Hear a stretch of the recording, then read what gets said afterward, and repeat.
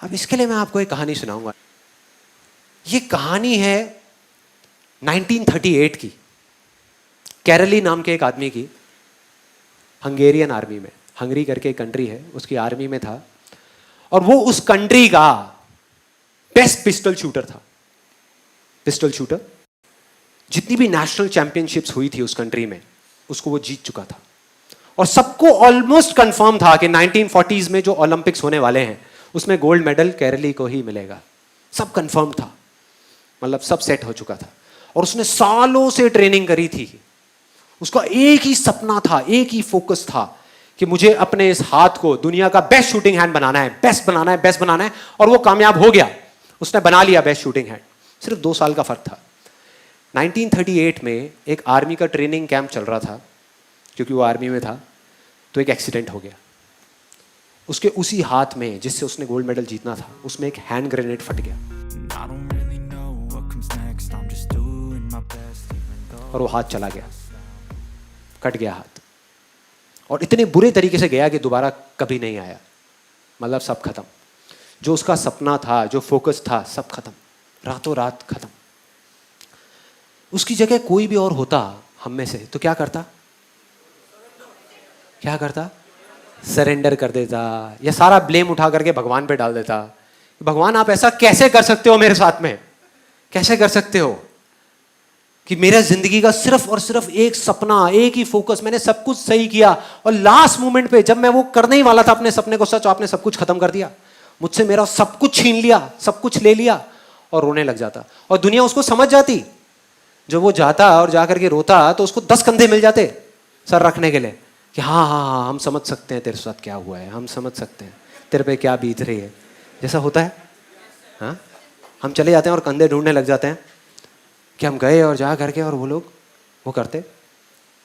लेकिन ये था औरों के लिए, केरली के लिए नहीं। उसका कुछ और ही मिशन था। उसके पास 2 रास्ते थे। एक तो ये कि वो बाकी की पूरी जिंदगी रोता रहे और कहीं जा करके छुप जाए, या जहां भी जाए लोग इसी चीज के बारे में पूरी जिंदगी बात करते रहे, या अपना जो गोल था जिस पे उसने फोकस किया हुआ था उसको पकड़ करके रखे। तो उसने फोकस किया उस पे नहीं जो चला गया था, जो उसके पास नहीं था, उसने फोकस किया उस पे जो उसके पास था। वो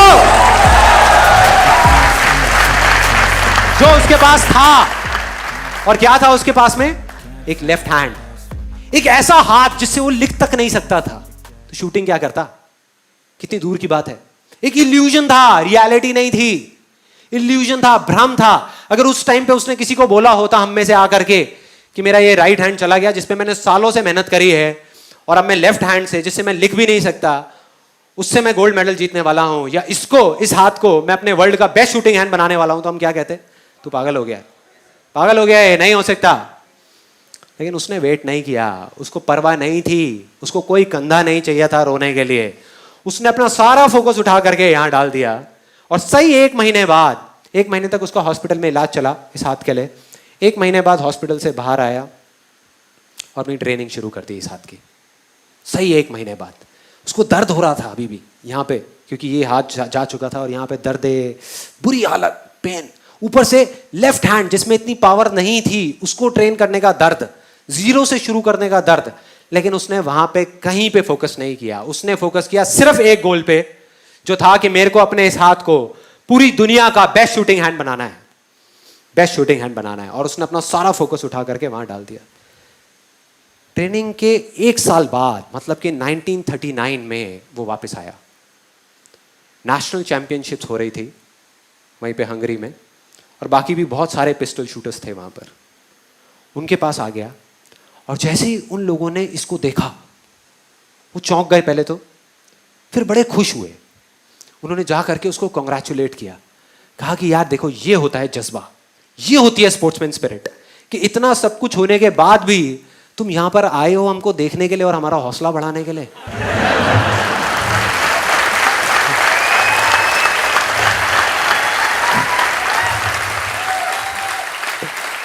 किसी को नहीं पता था कि वो 1 साल से अपनी ट्रेनिंग कर रहा था लेफ्ट हैंड की। वो सीक्रेट में कर रहा था, मतलब सीक्रेटली कर रहा था, किसी को बताया नहीं था उसने, क्योंकि उसको ये था कि अगर मैंने किसी को भी बताया तो लोगों के अजीब से रिएक्शंस आने शुरू हो जाएंगे। तो क्या जरूरत है उन रिएक्शंस की, छोड़ो ना।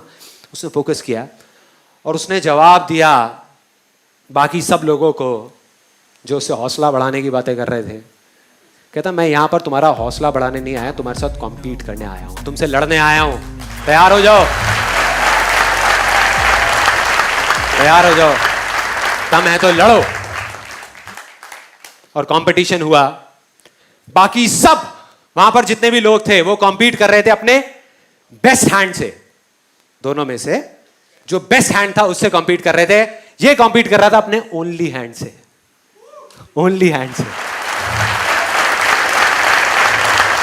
कौन जीता? The man with the only hand, Karoly जीत गया, नेशनल चैंपियनशिप जीत गया।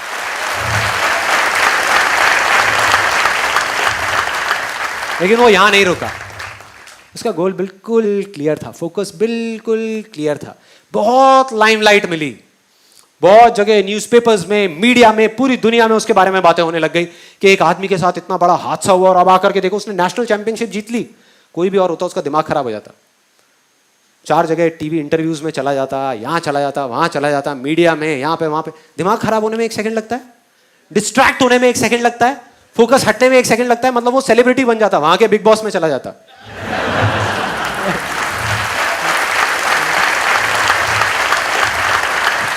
या वो कौन सा आता है, नच बलिए,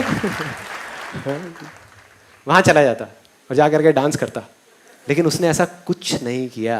उसका गोल क्लियर था कि मुझे इस हाथ को इस कंट्री का नहीं, इस पूरी दुनिया का बेस्ट शूटिंग हैंड बनाना है। और उसने अपना सारा फोकस उठा करके डाला 1940 पे, जब ओलंपिक्स होने वाले थे कि 1940s में जो ओलंपिक्स होंगे वहां पे मैं जीतूंगा। और पूरी दुनिया को यकीन हो गया था कि ये ही जीतेगा, क्योंकि उस टाइम उसकी एज भी सही थी, सब कुछ सही था और वो बहुत सही तरीके से आगे बढ़ रहा था। लेकिन 1940s के ओलंपिक्स कैंसिल हो गए, वर्ल्ड वॉर की वजह से कैंसिल। उसका सपना खत्म।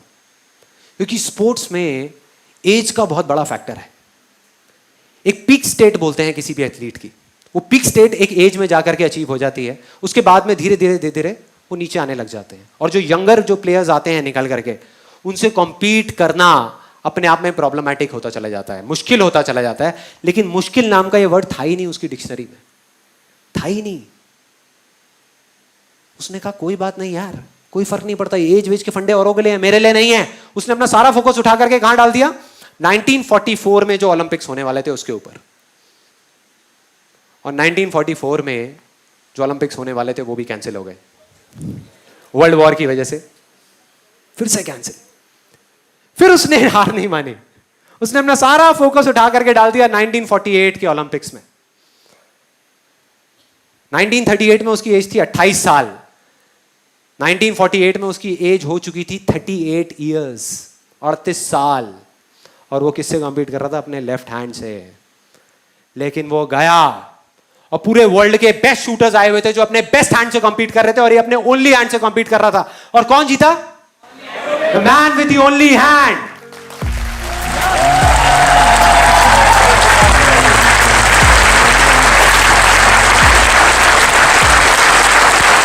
जीत गया। और पूरी दुनिया हिल गई कि ये कैसे हो सकता है।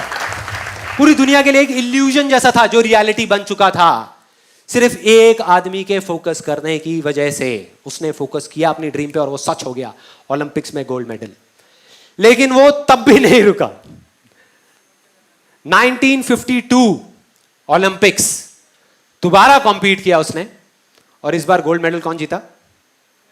कैरली दोबारा जीत गया 4 साल बाद दोबारा से, और पूरी की पूरी हिस्ट्री को बदल करके रख दिया ओलंपिक्स की। इस पर्टिकुलर कंपटीशन में उससे पहले किसी भी एथलीट ने लगातार 2 गोल्ड मेडल्स नहीं जीते थे, नहीं जीते थे। और किसने जीता? कैरली। क्या किया उसने? अगर हम ध्यान से देखें क्या किया, कहां फोकस किया, वेयर टू फोकस ऑन, कहां फोकस किया? अपनी स्ट्रेंथ्स पे या अपनी वीकनेसेस पे? स्ट्रेंथ्स पे। अपने पास्ट पे या अपने फ्यूचर पे? प्रेजेंट पे और फ्यूचर पे। और उसने कहां फोकस किया? जो चीज उसके पास थी उस पे, या जो नहीं थी उस पे? जो थी। हम लोग क्या करते हैं, या जो लोग नहीं आगे बढ़ पाते, अपने इल्यूजन्स को कन्वर्ट नहीं कर पाते, वो कहां फोकस करते हैं? वो उन चीजों पे फोकस करते हैं जो उनके पास नहीं है। कि मैं ये चीज इस वजह से नहीं कर सकता क्योंकि मेरे पास में ये पूरी की पूरी लिस्ट है, ये नहीं है, ये नहीं है, ये नहीं है, ये नहीं है, ये नहीं है, ये नहीं है, इस वजह से मैं नहीं कर सकता। करते हैं ऐसा? करते हैं। आप किसी भी लूजर के पास चले जाओ, उसके पास लिस्ट होगी बहानों की, कि मैं इस वजह से फेल हुआ अपनी लाइफ में, इस वजह से मैं कुछ नहीं कर पाया, बहुत लंबी लिस्ट है। और वो किसी को भी बैठ के कन्विंस कर सकते हैं, मुझे भी कन्विंस कर सकते हैं। लेकिन अपने आप को कैसे कन्विंस करोगे यार? अपने आप को कैसे कन्विंस करोगे कि ये लिस्ट सच है? और दूसरी तरफ विनर के पास चले जाओ, उसके पास में 1000 वजह होगी वो ना करने की जो वो करना चाहता है, सिर्फ एक वजह होगी वो करने की जो वो करना चाहता है, और वो कर जाएगा। क्योंकि उसका फोकस उन 1000 बहानों पर नहीं है, उन 1000 वजहों पर नहीं है, सही जगह पर है, जहां पर होना चाहिए वहां पर है, जो है उस पर है, अपने प्रेजेंट पर है, अपने पास्ट पर नहीं है। हम पास्ट में चले जाते हैं, छोटी सी प्रॉब्लम हुई, छोटा सा फेलियर हुआ, छोटा सा कुछ हुआ, उठा करके हम पूरे टाइम बाकी की अपनी पूरी जिंदगी उस पास्ट के बारे में बात करते रहते हैं कि मैं ये अब इसलिए नहीं कर पा रहा क्योंकि उस टाइम पे यार मेरे साथ में ना ये हो गया था, देखो ना ये हो गया था। अगर आपके साथ भी हुआ होता तो आप क्या करते? वो कहते हैं हाँ बिल्कुल ठीक है यार, हम भी यही करते हैं। मिल गए उसको, सिंपैथी मिल गई उसको, बहुत सारे कंधे मिल गए। लेकिन जो विनर होता है वो कहां फोकस करता है कि आज पास्ट में मेरे पास क्या नहीं था, कोई फर्क नहीं पड़ता, वो पास्ट था गया, आज मेरे पास में क्या है, सिर्फ वहां पर फोकस करना है। सिर्फ वहां पर फोकस किया और कोई भी इल्यूजन रियलिटी बन गया। सिंपल है।